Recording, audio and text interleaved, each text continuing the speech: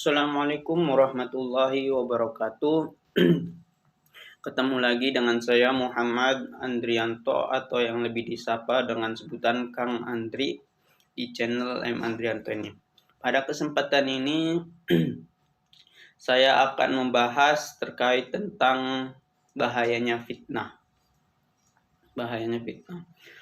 Beranjak dari firman Allah Subhanahu wa taala dalam surat Al-Hujurat ayat 12 yang berbunyi A'udzubillahi minasyaitonirrajim ya ayyuhalladzina amanu ijtanibu katsiran minadh-dhanni inna ba'dadh-dhanni itsmun wa la tajassasu wa la yaghtab ba'dukum ba'da ayyuhibbu ahadukum ay yaqula lahma akhihi maitan fakarihtumuh wattaqullaha innallaha tawwabur rahim. Shadaqallahul azim. Yang mana artinya adalah wahai orang-orang yang beriman, jauhilah banyak dari prasangka. Sesungguhnya sebagian prasangka itu dosa. Dan janganlah kamu mencari-cari kesalahan orang lain, dan janganlah ada di antara kamu menggunjing sebagian yang lain. Apakah ada di antara kamu sekalian yang suka memakan daging saudaranya yang sudah mati? Tentu kamu akan merasakan jijik. Dan bertakwalah kepada Allah, sesungguhnya Allah Maha Penerima Taubat, Maha Penyayang. Surah Al-Hujurat ayat 12. Dari paparan tadi firman Allah yang saya sampaikan, bahwasanya saya menyimpulkan dari ayat tersebut ada 3 macam. Ada 3 poin. Yang pertama adalah jangan berprasangka. Dalam artian di sini berprasangka buruk ya. Zon, buruk. Yang kedua adalah mencari-cari kesalahan. Ya, tajassasu wala tajassasu. Janganlah mencari kesalahan orang lain. Kemudian yang ketiga adalah jangan menggunjing sebagian yang lain. Wala yaghtab. Jadi ayat yang saya sampaikan tadi itu ada 3 poin. Yang pertama adalah berprasangka buruk. Kemudian yang kedua tadi mencari kesalahan orang lain, dan yang ketiga menggunjing. Dari 3 konsep ini akan terjadi nanti sebuah fitnah. Saya rangkaikan akan menjadi fitnah. Yang pertama saya jelaskan bahwasannya berprasangka buruk. Berprasangka buruk atau dalam Arabnya su'uzon. Berprasangka buruk. Contohnya misalnya ada seseorang yang tiba-tiba kaya mendadak. Maka orang tersebut tentu orang di sekelilingnya akan berprasangka buruk. Nah, orang itu nggak kerja, nggak apa, tapi kok tiba-tiba bisa kaya ya? Uangnya dari mana ya? Apakah merampok, apakah pesugihan, ataukah yang lainnya? Maka ini termasuk su'udzon atau berprasangka buruk. Setelah berprasangka buruk, tentu nanti akan berlanjut ke yang 2, yaitu mencari-cari kesalahan. Setelah ada dalam pikiran kita berprasangka buruk, maka nanti selanjutnya akan mencari-cari kesalahan orang tersebut. Pasti dikorek. Makanya ada pepatah mengatakan bahwasannya semut di ujung samudra kelihatan, gajah di pelupuk mata tak nampak. Itu pepatah mengatakannya. Itu mengibaratkan bahwasannya kesalahan orang sekecil apapun pasti akan terlihat. Tapi kesalahan diri sendiri yang begitu besar tidak terlihat. Seperti halnya tai mata ya. Ketika kita melihat seseorang itu ada tai mata, kalau bahasa Jawanya itu belek, pasti kita mengejeknya. Ada tai matanya di matanya. Padahal di mata kita sendiri juga ada tai matanya, tapi tidak kelihatan. Ya, setelah tadi berprasangka buruk, lanjut ke mencari kesalahan orang lain. Setelah tadi dapat kesalahan orang lain, tentu akan melanjutkan ke tahap yang ketiga tadi, yaitu menggunjing.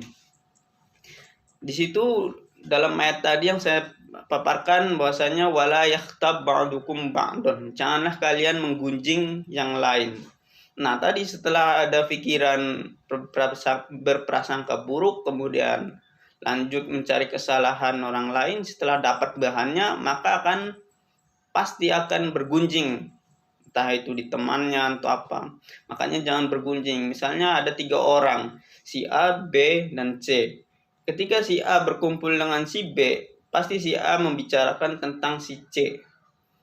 Tapi ketika si A berkumpul dengan si C, si B tidak ada, pasti si A membicarakan si B.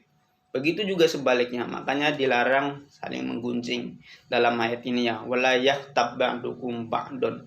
Menggunjing. Lantas fitnah itu contohnya si A, ada 3 ya tadi, A, B, C. Si A menggunjing si C yang tidak ada orangnya ya, berbicara dengan si A, dengan si B, membicarakan si C. Jika yang dibicarakan si A tentang si C itu adalah kebenaran, benar dilakukan oleh si C. Contohnya, si C itu suka nyolong, suka main judi, suka mabok-mabokan, suka main perempuan. Nah, jika memang si C melakukannya, maka akan jatuhnya gibah, membicarakan orang ya. Maka jatuhnya hukumnya gibah. Akan tetapi jika misalnya yang dibicarakan si A terkait tentang si C, misalnya contoh, yang anak itu suka berzina, si sana itu suka mabok, si C itu suka keluar malam atau lain sebagainya. Tapi jika si C ini tidak melakukannya apa yang dibicarakan si A, maka barulah jatuh hukum yang namanya fitnah. Dan ini sungguh luar biasa dosanya ya, teman-teman, fitnah ini. Karena apa? Karena sabda Rasulullah SAW mengatakan bahwasannya salamatul insan fi hafdzil lisan, ya, yaitu keselamatan manusia itu ada pada lisannya. Dalam nyanyian atau pepatah mengatakannya, lisannya itu, lidah itu tidak bertulang, ya, tidak bertulang. Jadi makanya kenapa Allah Subhanahu wa taala itu menciptakan gigi dalam fungsian atas bawah itu adalah pagar bagi si lidah. Dalam riwayat juga mengatakan bahwasanya hanya lidah yang mendapat siksaan yang paling berat nanti di akhirat nanti. Tangan dan lainnya itu siksaannya ringan.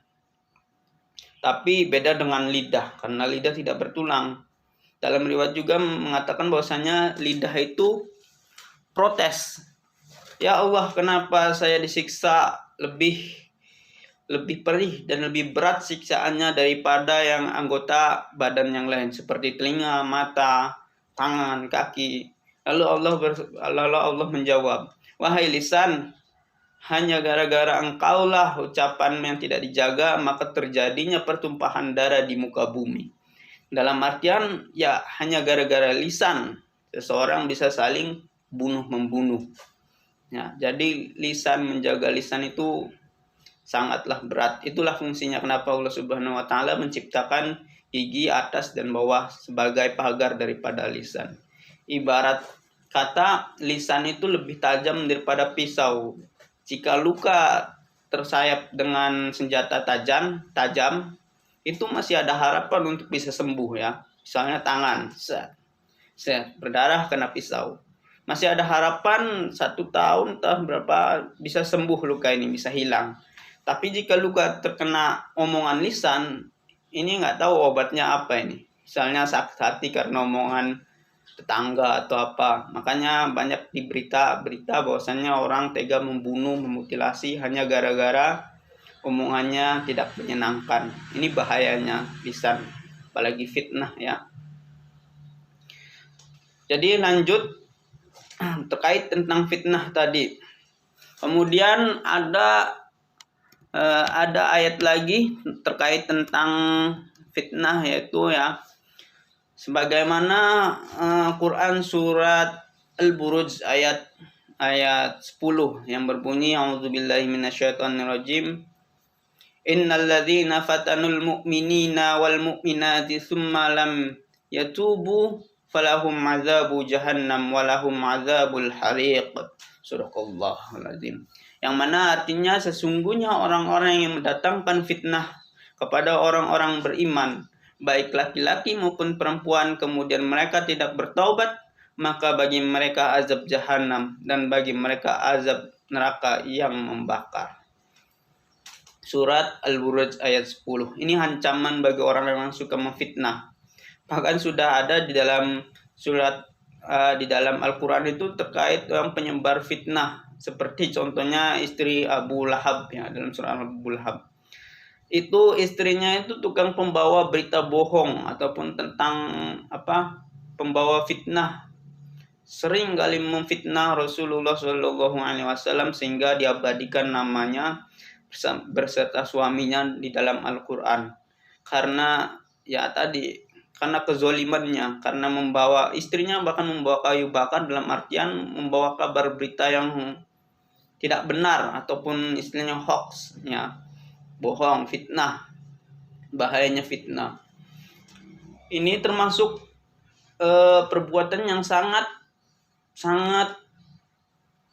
keji menurut saya, karena ada sebagian sering terdapat firman Allah dilontarkan oleh para pendai terkait fitnah ini. Contohnya al-fitnatu asyaddu minal qatl, yang artinya fitnah itu lebih kejam daripada pembunuhan. Ya, saya setuju. Karena apa? Karena gini, ketika seseorang memfitnah seseorang dan fitnahnya itu telah menyebar luas, apalagi satu kampung atau satu daerah, ya fitnahnya, padahal misalnya si A memfitnah si B dan kabarnya fitnah sudah meluas sampai satu daerah, padahal si B tidak melakukannya. Tentu ini akan merugikan si B, namanya menjadi buruk, tercoreng, susah mendapatkan pekerjaan, susah mendapatkan lain sebagainya, dikucilkan oleh masyarakat. Padahal ini fitnah tidak dilakukan oleh si B. Walaupun si A kemudian akhirnya meminta maaf kepada si B atas perbuatan fitnahannya itu, berita bohongnya itu, tapi belum tentu bisa memulihkan nama baik si B atas fitnahan yang sudah meluas. Apalagi zaman sekarang, berapa detik kabar buruk akan terus menyebar ya. Ada media sosial, Facebook, Instagram, dan lain sebagainya. Tentu ini sangat bahaya ini jika fitnah yang kejam menurut saya. Emang betul fitnah itu lebih kejam daripada pembunuhan. Pembunuhan secara berlahan-lahan ya. Walaupun si A sudah meminta maaf, mengakui kesalahannya telah memfitnahnya, tapi tentu ini akan sulit bagi si B untuk memulihkan nama baik si B, karena fitnahan itu sudah meluas. Tidak mungkin kedua tangan kita menutupi setiap mulut orang-orang yang sudah membicarakan kita ya. Dan ini sangat berbahaya menurut saya, fatal akibatnya. Makanya memang benar fitnah itu lebih kejam daripada pembunuhan.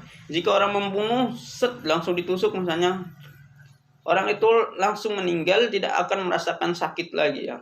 Cukup sampai itu. Tapi beda dengan fitnah. Jika fitnah itu sudah menyebar luas, tentu akan mendapatkan tekanan batin, bahkan pikiran.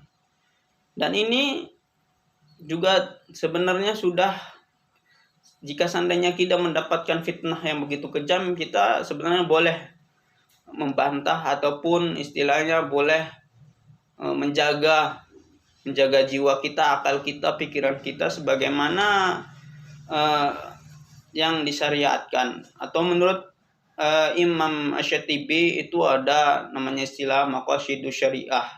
Maqasid itu adalah jamak daripada isim mufrad, maksud, yang artinya tujuan.